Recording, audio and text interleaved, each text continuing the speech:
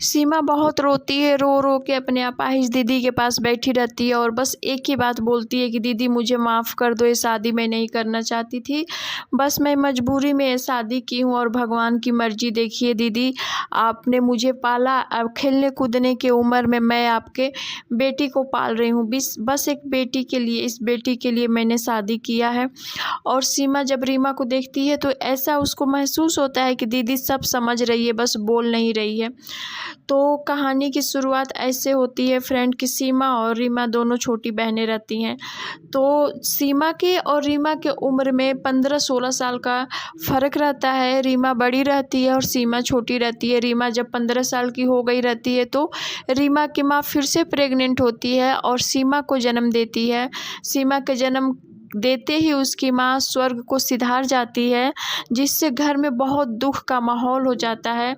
तो सीमा और रीमा दोनों बहनें तो रहती हैं, बट इतना काफ़ी उम्र का फ़र्क होने की वजह से रीमा अपने छोटी बहन सीमा का बहुत ख्याल रखती है। एक सोचिए कि माँ बन के उसको पालती है।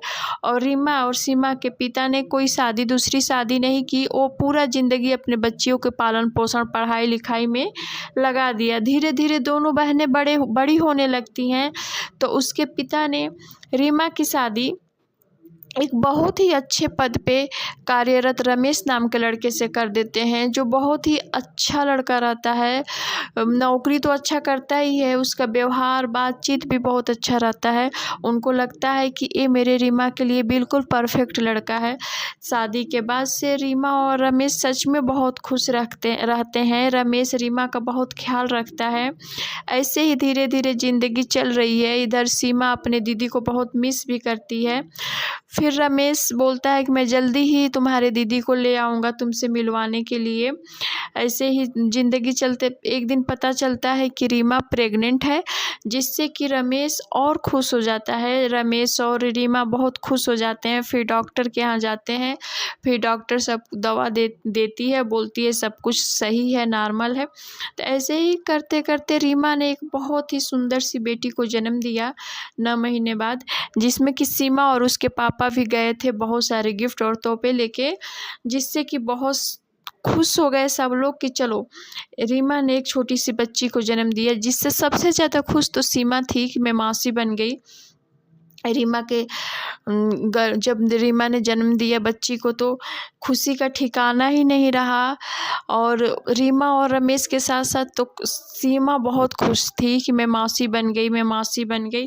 ऐसे ही ज़िंदगी चल रही थी, लेकिन भगवान को तो कुछ और ही मंजूर था। इतना खुशी खुशी ज़िंदगी में भगवान ने ऐसा कर दिया जिसका किसी को उम्मीद नहीं था। एक दिन रोड एक्सीडेंट में बहुत ही भयानक रूप से रीमा का एक्सीडेंट हो जाता है, जिससे वो पूरी तरह से अपाहिज होकर व्हील चेयर पे आ जाती है, जिससे कि उसकी आवाज़ें भी नहीं निकलती है। बस वो एक समझिए कि बॉडी की तरह है, डेड बॉडी की तरह, बस उसको खाना खिलाना पिलाना। इस सब से परेशान होकर के रमेश कहता है कि मैं शादी करना चाहता हूँ। जब ये खबर रीमा के पापा को पता चलता है तो बहुत परेशान हो जाते हैं और रीमा के पापा समझाते हैं कि देखो बेटा, अभी तो रीमा जिंदा है, ऐसे तुम शादी करोगे तो उसके ऊपर क्या बीतेगा, उसको बिल्कुल अच्छा नहीं लगेगा, तुम अभी शादी मत करो। तो वो जहाँ तक इस ख्याल है तुम्हारे बच्ची को पालने का तो यहाँ भेज दो, हम मैं और सीमा मिल के बच्ची को पाल लेंगे।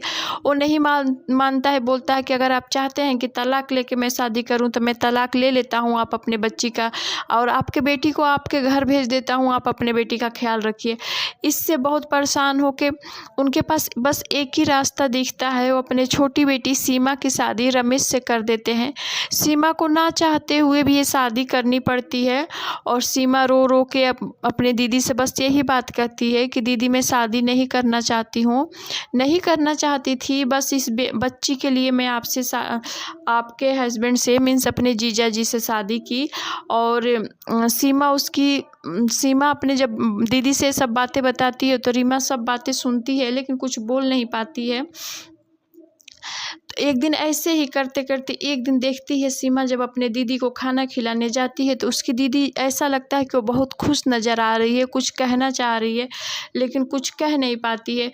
फिर इशारे से रमेश को बुलाती है सीमा और रमेश का हाथ एक दूसरे को देख के वो एक्सपायर कर जाती है।